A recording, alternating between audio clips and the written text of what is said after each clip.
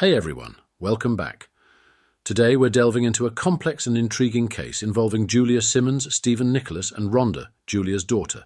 Set in the picturesque outskirts of Portland, Oregon, this story takes some unexpected twists and turns. It all starts when Julia moves in with Stephen, a divorced day trader, after meeting him online. Julia finds Stephen charming and pleasant, but little does she know, Stephen's attention soon turns to her daughter, Rhonda. Despite the age gap, Stephen becomes infatuated with Rhonda, drawn to her beauty and vibrant personality. Before long, they're dating and eventually decide to move in together. As their relationship deepens, Stephen forms close bonds with Rhonda's family, particularly her younger sisters, Melanie and Tessa. Years pass, and Stephen and Rhonda build a life together, even welcoming a baby girl into the world. While Rhonda revels in motherhood, she can't shake the desire to revive her modelling career. Despite Stephen's promises of marriage, Rhonda holds out hope for their future. But as we'll soon discover, not everything is as it seems. Join me as we unravel the complexities of this case and uncover the truth behind Rhonda's aspirations and the dynamics within this unconventional family. According to Stephen, after Rhonda had their daughter, she was the heaviest she had ever been. Stephen claimed Rhonda felt disgusting. He said they made a commitment to hike the 25 best trails in Oregon together, in an attempt to lose weight after the birth of their daughter. Stephen expressed that things were going well in his and Rhonda's relationship, and they rarely argued. He believed that they had become stronger than ever before. However, a different story was told by Rhonda's friends. They revealed that Rhonda had confided in them about Stephen's abusive behavior. Rhonda had once taken pictures of her back using a mirror to document bruises caused by a fight with Stephen. On March 16, 2009, Stephen and Rhonda, who was 23, went on a hike on the Eagle Creek Trail. As the couple made their way down the trail, Rhonda captured a photo of Stephen using her cell phone. Before leaving for their hike, Rhonda jokingly texted her mother, "He's either going to give me a ring or throw me off a cliff." The weather was beautiful as they continued their walk. However, Stephen later claimed that Rhonda started to behave strangely. According to Stephen, Rhonda asked him what would happen if anything ever happened to her, and if he would take care of their daughter. He said of course. As the weather began to worsen, Stephen informed Rhonda that it was time to head home. Instead of turning back, Stephen claimed that Rhonda wrapped a towel around her shoulders, declared herself Supergirl, and started to run down the narrow, slippery pathway. Stephen claimed that he witnessed Rhonda slip and fall over the side of the Eagle Creek Trail, approximately 150 ft. After Rhonda fell off the Eagle Creek Trail, Stephen claimed that he hiked down to the ravine in which she had landed because he couldn't get cell service and held her body. He tried to call 911 but had no service, leaving him no choice but to leave her behind. According to Stephen, he walked to the trailhead where he finally managed to contact emergency services. Later that day, rescue workers removed Rhonda's body. According to Rhonda's family, Stephen showed no emotion during her memorial service. Stephen claims the exact opposite is true and said he was crying non-stop, and when he gets really sad, he shoots people out and wants to be alone. Shortly after Rhonda died, Stephen packed up his and their daughter's things and moved to the other side of Oregon, with his daughter to live near his family. This move left Rhonda's family feeling suspicious. Rhonda's family wondered what had happened between the two of them during the moments leading up to Rhonda's death. In 2006, Stephen made a decision to relocate from the United States to China. This decision marked the beginning of a new chapter in his life with his young daughter in tow. Stephen decided to settle in Wuwei, a city located approximately 75 miles outside of Shanghai. Stephen had lived in China during his first marriage and developed a love for the country and its people. While living in China, Stephen was hired to teach English to Chinese business people. His daughter Rhonda was adjusting to life in China quickly. Within 2 months of moving there, she had become fluent in Mandarin. Both Stephen and his daughter were thriving during their time in China.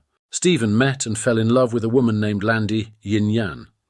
Landy and his daughter formed a strong bond, with Landy taking on the role of a mother figure. Stephen appreciated how Landy had stepped in and embraced the role of a parental figure to his daughter. After 1 year of dating, Stephen decided to take his relationship to the next level by asking Landy to marry him. To his delight, she said yes. In February 2015, Stephen and his daughter flew back to the United States, where the couple planned to marry. They decided to have two ceremonies, one in America and one in China, to accommodate both of their families and friends. Stephen and his daughter arrived in the United States one day before his fiancée. As they got off the plane in San Francisco to catch their connecting flight to Oregon, an officer approached Stephen and informed him they needed to detain him because there was something wrong with his bag. Little did he know that this encounter would set off a chain of events that would change his life forever. Minutes later, the police arrived and separated Stephen from his daughter. Unbeknownst to him, the entire time he had been living in China, detectives had been working diligently on his girlfriend Rhonda's death investigation. Suspicious circumstances surrounding Rhonda's fall from Eagle Creek prompted them to keep the inquiry going, and they eventually came to the conclusion that Stephen was the one who was responsible for her death. Rhonda's mother had been instrumental in keeping the investigation open. She reached out to the detectives all the time, asking for updates. The police arrested Stephen at the airport for Rhonda's murder and extradited him to Oregon. After Stephen was arrested, he claimed that he thought he was dreaming. Stephen hoped he would open his eyes and find himself home in China with Landy by his side. However, this was no nightmare. This was real life. Stephen's bail was initially set at $2 million. He spent the next 14 months behind bars awaiting his trial. The judge reduced Stephen's bail to $250,000, and his attorney secured the bond. Then Stephen was released with an ankle monitor. When Rhonda's family found out Stephen had been arrested for her murder, they were overjoyed at the news, knowing that justice was finally being served. Rhonda's mother, in particular, could not contain her emotions as she heard the news and burst into tears. The arrest of Stephen brought a sense of relief and solace to Rhonda's loved ones, who had been mourning her loss for years. After Stephen's arrest, his attorney took his investigative team to the Eagle Creek Trail, where Rhonda fell to her death. They wanted to conduct experiments to prove to the court that Rhonda slipped in an accident and was not pushed by Stephen. Stephen's defense attorney said the Eagle Creek Trail is one of the most hiked areas in the Columbia River Gorge because of the beauty of the area. During one of Stephen's preliminary hearings, the medical examiner who performed Rhonda's autopsy after her fall from Eagle Creek determined Rhonda's injuries were all below her waist. This discovery was pivotal to Stephen's defense strategy, as it provided them with an opportunity to argue that Rhonda had taken her own life. Stephen later claimed that Rhonda was depressed and attempted to take her life multiple times before they ever met. Rhonda's family denied these allegations and accused Stephen of lying. Her loved ones claimed Stephen was blaming Rhonda for taking her life to get the attention off of him because he murdered her. According to Stephen, Rhonda also struggled with substance abuse since the age of 12. He alleged that she tried various drugs and had experimented with a wide range of substances. However, the medical examiner's report revealed only the presence of slight traces of marijuana and the prescription medication for anxiety and depression that Rhonda was taking due to struggles with postpartum. Disturbing evidence emerged during the preliminary hearings in Rhonda's murder, shedding light on the involvement of Stephen. It was revealed that Stephen had been involved in a romantic relationship with Rhonda's 16-year-old sister Melanie. This revelation raised eyebrows as Stephen was in his 30s while Melanie was still a minor. The state presented the court with the argument that Stephen's inappropriate relationship with Melanie could potentially be a motive for murdering Rhonda. Rhonda had become aware of her husband's actions behind her back, leading to tensions and a possible motive to kill her. After Stephen was arrested for Rhonda's murder, he was indicted on 2 counts of third-degree sexual assault and 3 counts of third-degree sodomy regarding his relationship with Melanie Casto, his girlfriend Rhonda's sister. While awaiting trial for Rhonda's murder, in 2005, Stephen pleaded guilty to 2 counts of sexual abuse. The statement signed by Stephen read, "I had sexual intercourse with Melanie Casto twice. However, Stephen claimed that he was coerced into admitting the sexual abuse and that his admission was untrue.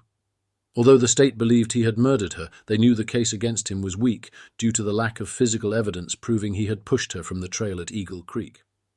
Stephen was given credit for the time he served while awaiting trial. However, he had to remain on parole for 3 years. Stephen had his ankle monitor removed and was released from custody. Rhonda's family and friends felt that Stephen taking a plea deal was not justice. They felt that he should have faced harsher consequences for his actions.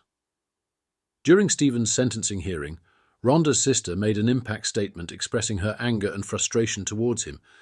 stating that he had destroyed her whole family and caused immense pain and sorrow.